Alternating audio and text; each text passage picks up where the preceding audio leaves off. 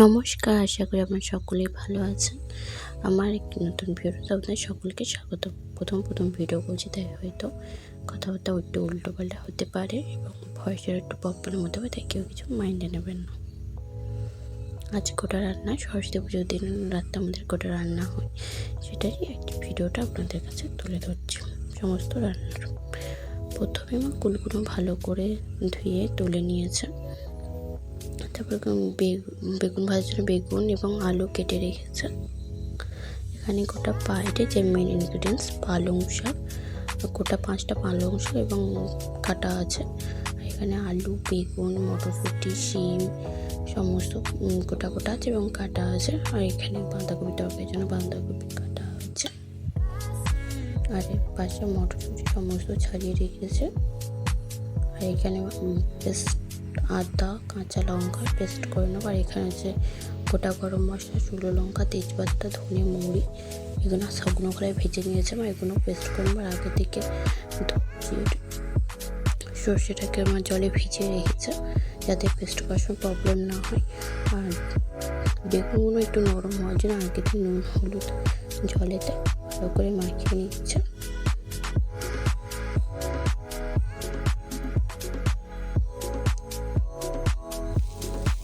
এখানে আমার প্রায় আলু ভাজাটা কমপ্লিট হয়ে গেছে। আর অন্যদিকে আগে থেকে সেদ্ধ করে ফুলকপিগুলো মা ভালো করে ভেজে নিচ্ছে। আর আলু ভাজাটা লাগানোর আগে কিছু পোস্ত দিয়ে ভালো করে মা আরও ভালো করে ভেজে নিচ্ছে।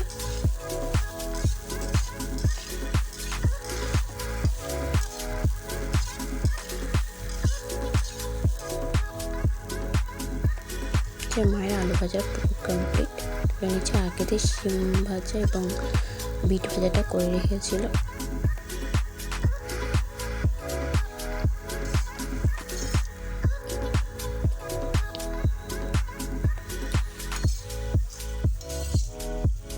আলুটাকে ভালো করে আলুটা তুলে নিয়ে ওইতে একটু তেল দিয়ে বাঁধাকপি তরকারির জন্য আলুটাকে ভালো করে ভেজে নিচ্ছে।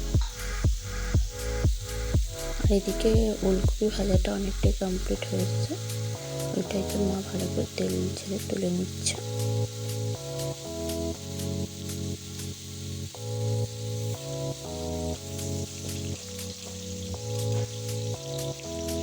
আর সেদ্ধ করে রাখা কিছু ওলকপিগুলো আরও ভেজে নিচ্ছে।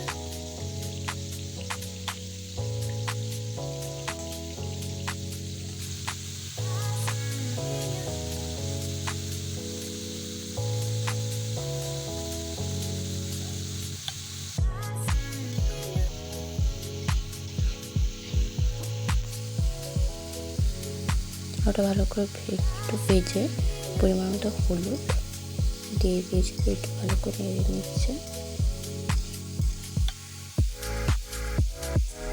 এবং আগে থেকে কেটে রাখা বাঁধাকপিগুলো সমস্ত দিয়ে দিচ্ছে।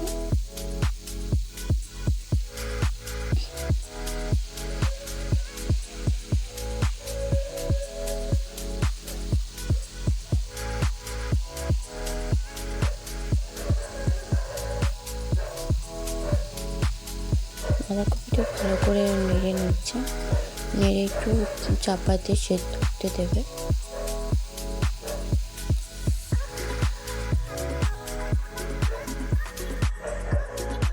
সেদ্ধ হয়েছে, মাঝখানে মা খুলে মটরশুঁটি দিয়ে দিয়েছিল।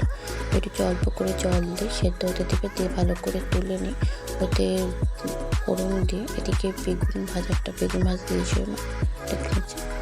আর এখানে একটু চিলি 5 ফোড়ন দিয়ে আদা পেস্ট দিয়ে কাঁচা লঙ্কা পেস্ট দিয়ে ভালো করে ওটা নেড়ে লাগানোর আগে কিছু টমেটো দিয়ে আরও ভালো করে নেড়ে তার মধ্যে বাঁধাকপি সেদ্ধ করে গেছিলো ওটাকে ভালো করে কষিয়ে নিয়ে লাগানোর খেতে লাগবে না। আর এইদিকে মা তেলেতে তেজপাতা শুকনো লঙ্কা এবং জিরে ফোড়ন দিয়ে আর 5 ফোড়ন দিয়ে আদা পেস্ট দিয়েছিল, দিয়ে ভালো করে নাড়াচাড়া করে সমস্ত সবজিগুলো দিয়ে ভালো করে একটু নেড়ে নিচ্ছে, ভাজা করে নিচ্ছে। আর ওইদিকে চাটনির জন্য তেলেতে 5 ফোড়ন এবং কাঁচা লঙ্কা দিয়েছে। আর এদিকে মা সমস্ত গোটা সবজিগুলোকে ভালো করে নেড়ে নিচ্ছে। এদিকে কুলগুলো ভাজতে দিয়েছে মা, একটু তেল হালকা করে নাড়াচাড়া করে নেবে। আর এখানে একটু ধরে আছে বলে মা জল ইউজ করেছে, ওই পেস্ট মানে আদা রসুন চিড়ে যে বাটা হয়েছিল তার একটু জল দিল, দিয়ে ভালো করে চাপা দিয়ে এদিকে এগুলো ভালো করে নাড়াচাড়া করে নিচ্ছে। দিয়ে কিছু পাতা ছাটা দিয়ে ভালো একটু নেড়ে লবণ দিয়ে দিল, পরিমাণ হলুদ গুঁড়ো, এদিকে একটু আরেকবার চাপা খুলে আমার ভালো করে নেড়ে নিচ্ছে।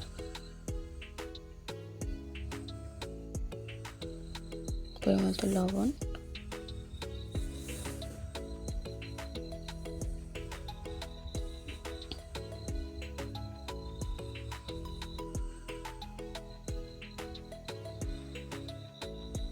এখানে আগে থেকে কেটে রাখা ডাঁটাগুলো দিয়ে আরও ভালো করে একটু নেড়ে নিচ্ছে, আর কেটে রাখা পালং শাক সমস্ত দিয়ে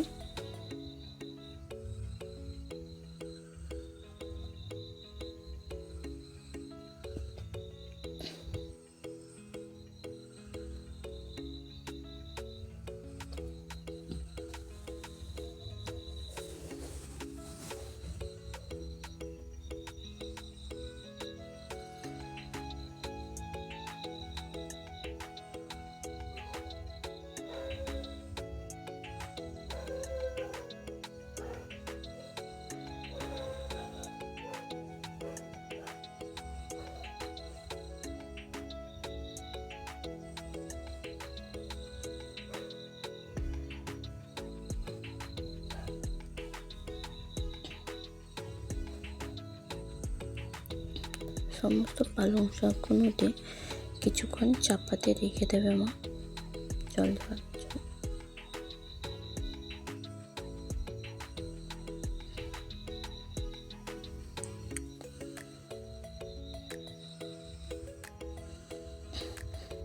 এদিকে চাটনিতে মা একটু সর্ষে বাটা দিয়ে দিল।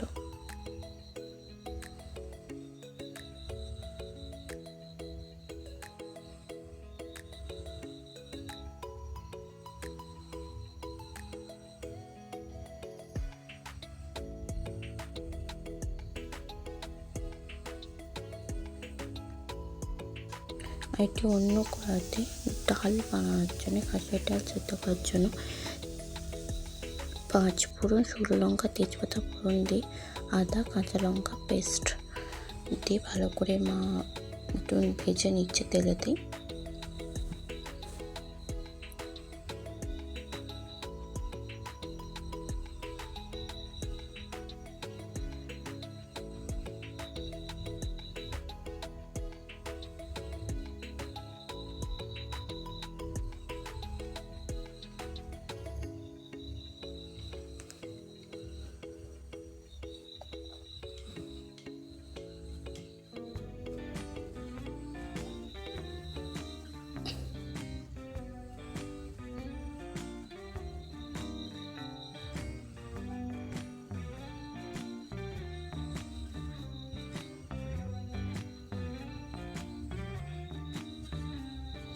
দিয়ে হলুদ দিয়ে ভালো করে ডালের মধ্যে ভালো করে নিয়ে নিয়েছে।